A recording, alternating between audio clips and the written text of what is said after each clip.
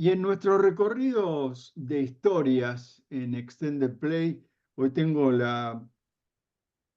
pero el gran orgullo, la gran alegría de encontrarme con Armando Yarosky. Buenas tardes, Armando, ¿cómo estás?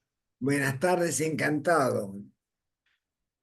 Armando, Sí, nos conocemos hace un tiempo, creo que nos conocimos por ahí por 2019, pero me gustaría para quienes no te conocen, contame qué es de la vida profesional de Armando, cómo Armando llega hasta la psicología y después hasta la hipnosis clínica reparadora. bueno, la psicología, yo digo que hay gente que estudia, hay gente que estudia psicología y hay gente que es psicólogo. O sea, Bien, eh, yo era el psicólogo del grupo, pero cuando tenía 15 años. O sea, y es gente que de alguna manera vive haciendo psicología, aunque no haya leído nunca un libro.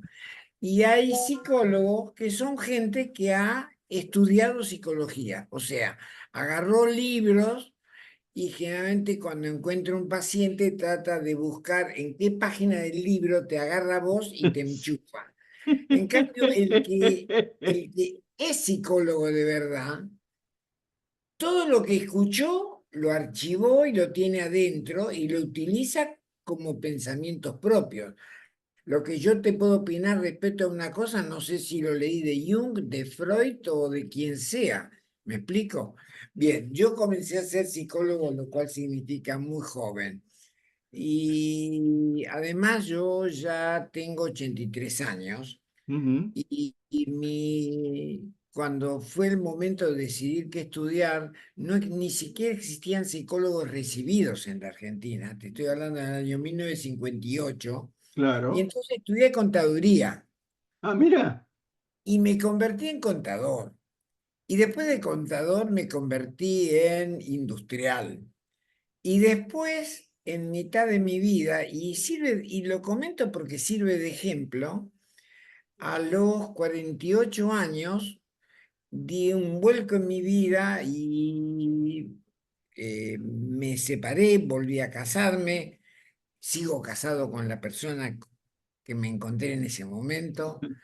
Y comencé a estudiar psicología y entonces me recibí de psicólogo a los 50 y, ¿no es así? Lo cual demuestra para la gente que cree que la vida se determina cuando se seguro. acerca a la cincuentena, que uno tranquilamente puede redecidir porque al principio no lo hice porque no sabía si me iba a servir para sobrevivir, pero a los 50 y pico resolví, dije, ya si tengo que rehacer mi vida, lo voy a rehacer en la profesión que yo quiero. Eh, Desarrollé lo que yo sabía de hipnosis cuando yo en mi primera juventud. Estuvo de moda la hipnosis y a mí era una cosa que siempre me atrajo, me desafía. Sí. Y entonces me desarrollé en la hipnosis y yo hago hipnosis y para esto enseguida voy a aclarar un poco qué es hipnosis, ¿Cómo no? pero en la hipnosis que yo hago el paciente nunca está inconsciente, lo cual corta un poco la idea de la psicología, de que el paciente está inconsciente y el hipnotizador le da órdenes que después... hay Armando, espectáculos. me decías que hay fenómenos hipnóticos. Sí, y te decía que hay espectáculos donde se producen fenómenos muy raros, que la mitad son trucos, porque son espectáculos. Pero la mitad son también fenómenos hipnóticos hechos a otro nivel, con otra profundidad. De eso, los psicólogos no nos encargamos de eso. Nuestra intención, hay gente que utiliza la hipnosis a la vieja usanza. La vieja usanza es la de la época de Freud, de tratar de ordenar cambios de conducta. Yo utilizo la hipnosis como una herramienta de investigación. Detrás de cada problema, detrás de cada circunstancia de la gente, hay una historia oculta. Sí, Hay, hay un hecho que generalmente ocurre en la infancia que deja consecuencias. Y entonces yo coloco a la gente en hipnosis. La hipnosis, lo más parecido que hay para quien nunca estuvo conmigo, es una persona que está en una meditación profunda y alguien lo va guiando y le va preguntando, pero nunca sale de ese estado alfa de, ay, qué bien que estoy, qué cómodo que estoy, y entonces deja fluir un poco. Es como en los sueños te aparecen montones de cosas, en los sueños aparecen montones de cosas, justamente porque la persona bajó las defensas y entonces las cosas fluyen más rápido. De eso se trata. Yo, cuando coloco a la gente en hipnosis, lo que le pregunto al inconsciente del paciente es que me relate hechos que tengan que... lo hago volver en el tiempo y le pido que se sitúe ahí y me relate cosas que ocurrieron que tienen que ver con lo que le pasa, con su dolencia. Y comienzan a hablar y te puedo asegurar que a los 10 minutos de estar en hipnosis, comienzan a hablar de cosas que recuerdan y comienzan a hablar de cosas que no recuerdan. tal O cual. sea, de repente cuando aparece una pelea con el hermanito o con la mamá o con el tío, de repente aparece la ira que sintió cuando era chico, no la que siente ahora que es grande, sino la ira que sintió cuando era chico. Aparecen emociones. Y aparecen junto con las emociones, las historias que están escondidas, las historias que, que se expresan a través de los síntomas. Una vez una alumna en un curso en España dijo que nosotros somos atrapadores de culpas, haciendo la mención a los atrapadores de sueños, eso de los Sí, sí, americanos, sí, sí, sí, sí. que nosotros somos atrapadores de culpas, porque detrás, la gente viene porque tiene jaqueca, la gente viene porque tiene insomnio, la gente viene porque no se anima a enfrentar las dificultades. La gente viene porque no tiene orgasmo. Y cuando comenzás a cavar, encontrás una historia infantil que genera culpa. Y los chicos, cuando se sienten culpables de algo, se imponen castigos. Castigos que son a perpetuidad, porque no se le ocurre un castigo por un mes o por un año. Claro, ¿Sí? Y entonces resuelven, yo no merezco tal cosa y tenemos que encontrar el episodio que existió y tenemos que conseguir que la parte adulta del paciente eh, consiga que el niño levante el castigo.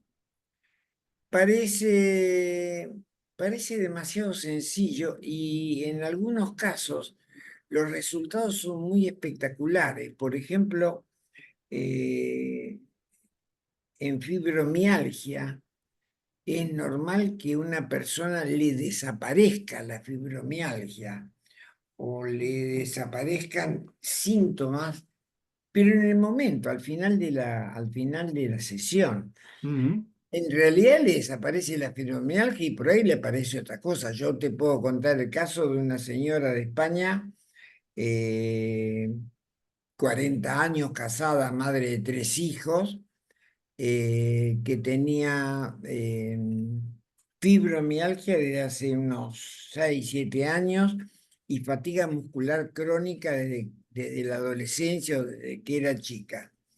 En ese momento estaba con paro médico, o sea, no estaba yendo a trabajar y, o sea, estaba enferma.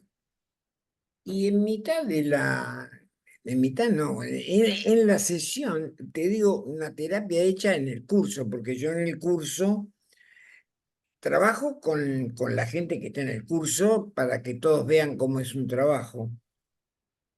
Recordó que fue violada durante años por su abuelo, ¿no? Mira, Y entonces, cuando terminó la hipnosis, ella ya no tenía ni fibromialgia ni fatiga muscular crónica, inclusive como era una chica que sabía bailar bailes españoles, bailó ahí en el entreacto para sus compañeros.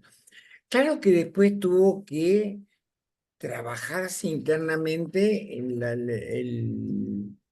desgracia de que su abuelo la violó, pero ese era su verdadero problema. claro, El otro era un problema inventado. Gracias, querida. El otro era un problema inventado. En cambio, lo que buscamos nosotros es justamente la culpa que está detrás del problema, porque el problema está reemplazando la historia, la memoria. Y yo escribí 3 libros. En realidad yo ujú, comencé haciendo regresiones a vidas pasadas. Cosa que, si te acordás de Brian Weiss, es un autor muy conocido, sí, se puso muy de moda hace 20 y pico de años, y yo comencé haciendo regresiones a vidas pasadas, que yo creo en la reencarnación, no importa si el paciente, o sea, yo creo, cada uno cree, no, no tiene importancia, porque si hay reencarnación vamos a reencarnar y si no, no vamos a reencarnar y y lo que listo, creamos o no, no lo va a afectar.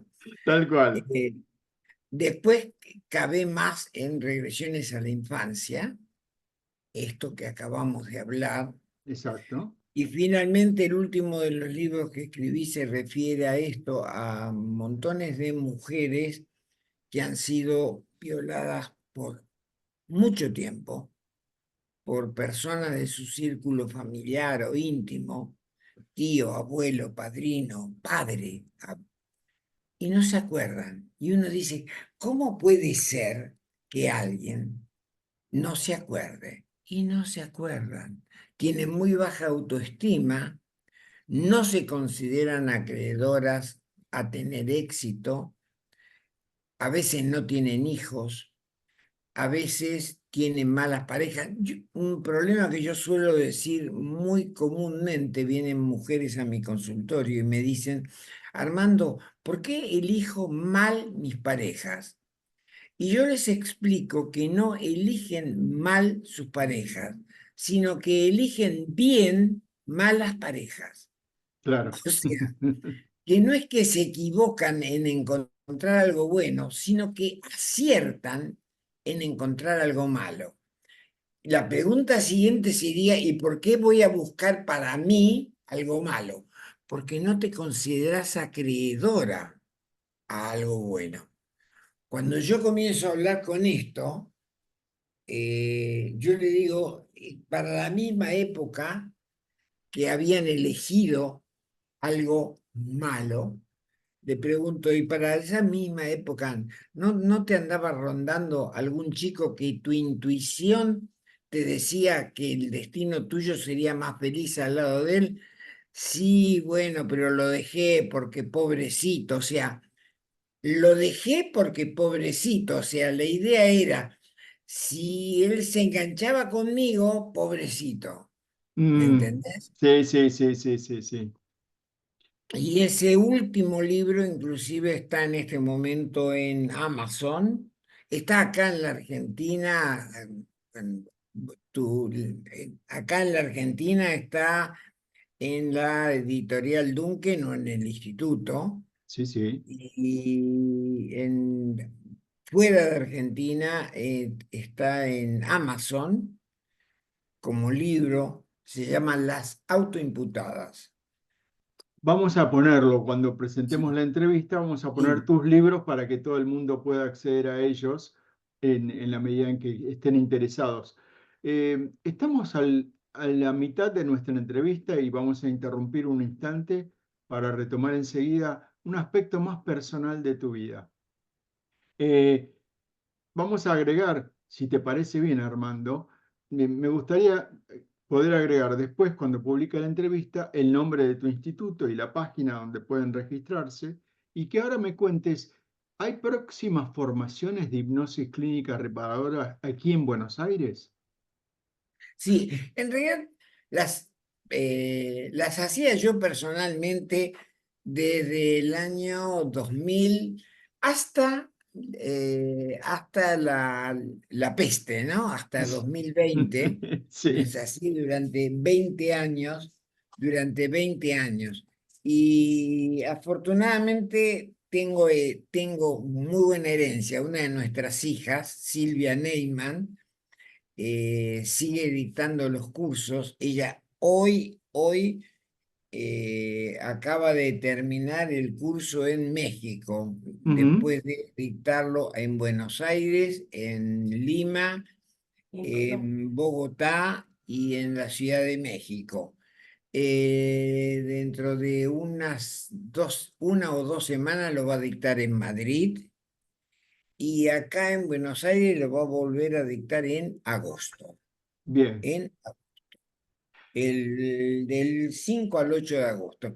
Porque además perfecto. nuestros cursos, esto que parece tan, tan complicado, son bastante sencillos.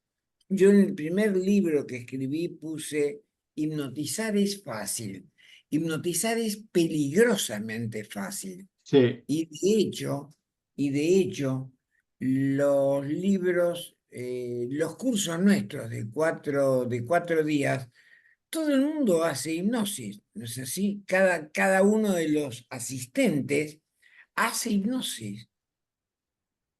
Puedo dar fe de ello porque el año pasado participé en el curso con Silvia.